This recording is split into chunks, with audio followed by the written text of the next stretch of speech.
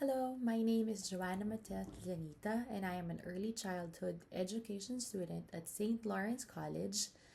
And I'm here to present the following video presentation, which is about the Milgram Experiment. Have you ever wondered how far people would go when following orders, even if it meant hurting someone else? The Milgram experiment was created by Stanley Milgram in the early 1960s. As per the article, Milgram recruited participants through newspaper ads offering $4 for an hour of their time.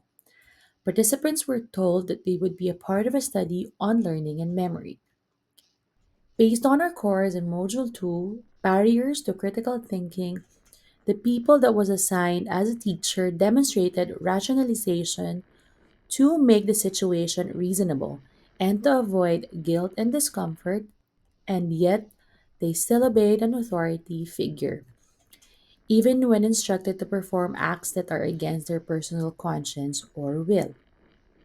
Participants were led to believe they were administering increasingly severe electric shocks to a learner or for incorrect answers, and many continued to deliver shocks up to potentially lethal levels despite the learner's pleas to stop the experiment, because they believe that the experiment was not ethical and it raises questions about fairness and to decide whether the situation is right or wrong. Milgram's experiment found a high percentage of obedience, with 65% administering the maximum shock of 450 volts. A lot of them showed a high level of stress and discomfort but continued the experiments when told to do so.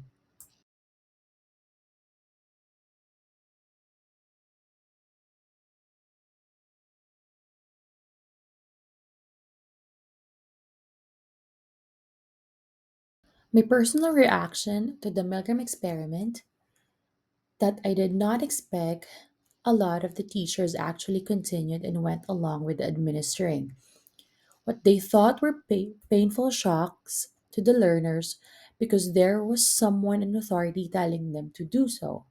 I thought to myself, I will not do such thing. I realized that even when we know that something isn't right, the pressure from an authority can affect how we act and make our choices. The fact that, based on this experiment, it is very scary to think that a lot of people are easily led to obey such a thing without even knowing what the consequences will be. For me, if I were in the same situation, I would probably ask question and ask for the validity of the experiment after the other person said they don't want to move on with the experiment anymore. Having to think critically and decide is very important in this situation. Deciding that the situation is not even ethical anymore is a key factor for me, so I can stand against whoever the authority is.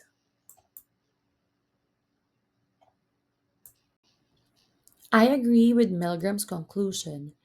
The experiment showed that the pressure from an authority can affect how we act and make our choices. And also, it shows that when people know that they are not responsible for it, they would do things that they never thought they could do in their lives.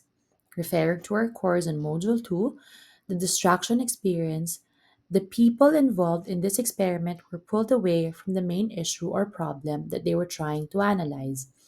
Instead of thinking clearly and logically, their attention was focused on the authorities' instructions, was the experiment needed to be finished, and everything was in his control.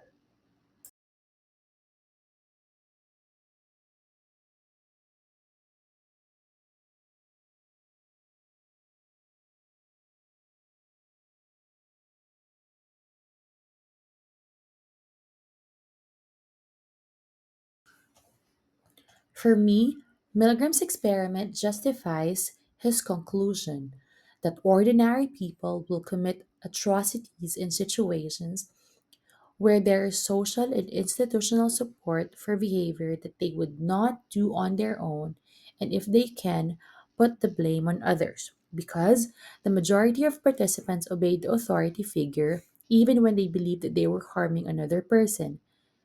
They were rationalizing their actions. They justified continuing the shocks by shifting responsibility on the experimenter or by convincing themselves that the learner was fine because the experimenter said so. Instead of stopping, they found reasons to make the behavior seem acceptable. This goes to show that ordinary people are capable of following orders against their conscience when under pressure from authority. The group that demonstrated the use of critical thinking skills is Group 1, the individuals who backed away and refused to continue administering shocks. Group 1 showed analytical skills by questioning the authority and not just accepting the instructions at face value. As discussed in Module 2 of Ethics in Critical Thinking, analytical thinking helps individuals avoid being misled by faulty assumptions or poor evidence. Group 1 also showed open mindedness because they are willing to consider more than just the experimenter's point of view and healthy skepticism because, again, they just didn't blindly trust the authority. Instead, they questioned the authority whether the commands were right and safe. Module 2 of Ethical and Critical Thinking, Open Minded Skepticism, refers to the willingness to question our own beliefs and assumptions while also evaluating the claims of others. Skepticism in critical thinking is not the same as cynicism. It's a disciplined habit of inquiry that suspends belief until evidence is evaluated.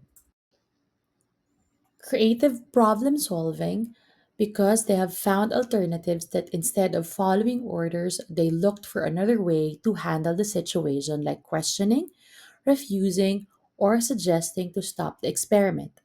As discussed in Module 2 of Ethical and Critical Thinking, creative problem solving involves approaching problems from new angles, anticipating potential challenges, and developing innovative or backup solutions.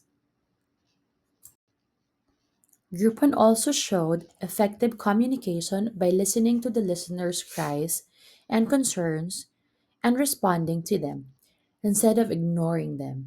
Group 1 participants expressed their concerns clearly by saying things like, "He's in pain." Module 2 of Ethical and Critical Thinking Effective Communication says that critical thinking requires both clear expression and attentive listening. Group 1 participants recognized their own feelings of discomfort and noticed that the shocks were against their personal values. They were aware of the pressure from the authority, but also knew the responsibility of their own actions, which displayed the self awareness character. Resisting the pressure from the experimenter, courage under pressure, standing on firm values, and consistency are the characteristics that Group 1 showed to become persistent or flexible. Group 1 participants kept refusing even when the experimenter pushed them to continue. They were stressed from going against the authority and possible judgment, but persisted in their decision. Module 2 of Ethical and Critical Thinking states that flexibility involves the ability to change your mind when credible new evidence challenges your previous beliefs. Distractions are one of the potential barriers that Group 2 faced. The individuals who continued administering shocks all the way up the scale, with a structured setting, scientific authority, also knowing in their mind that it is an experiment and focus on obeying and following instructions distracted them from reflecting deeply on the moral weight of their actions. Their attention was on doing it right rather than the learner's suffering. These individuals also rationalized their behavior by thinking they weren't responsible or considering that they're just following orders. Group 2 also have shown confirmation bias by paying attention only to the experimenter's reassurance, like the experiment requires you to continue. They believe that their situation were justified because they filtered reality in a way that supported obedience. As mentioned in Module 2, barriers in critical thinking, confirmation bias is a tendency to search for and use information that confirms one's pre existing beliefs or theories, while giving less consideration to information that contradicts them. This bias distort decision making and judgment by reinforcing what we are thinking to be true, even in the face of contradictory evidence. Disobeying could bring social comfort, embarrassment, and fear of messing up the experiment. By obeying, they feel that they are being protected from conflict with authority, shifting the danger onto the learners instead. They saw the experimenter as an authority figure, and obeying them felt like the safe choice shows that they were influenced by safety bias. As mentioned in Module 2, barriers in critical thinking, safety bias refers to the tendency to overemphasize or prioritize safety and risk avoidance in decision making, often at the expense of the other factors like potential benefits or growth opportunities. These bias can cause individuals to avoid taking necessary risks or trying new things, even when the reward or outcomes may justify the risk. Attention bias made these individuals pay more attention to the authorities' demand than to the learner's cries.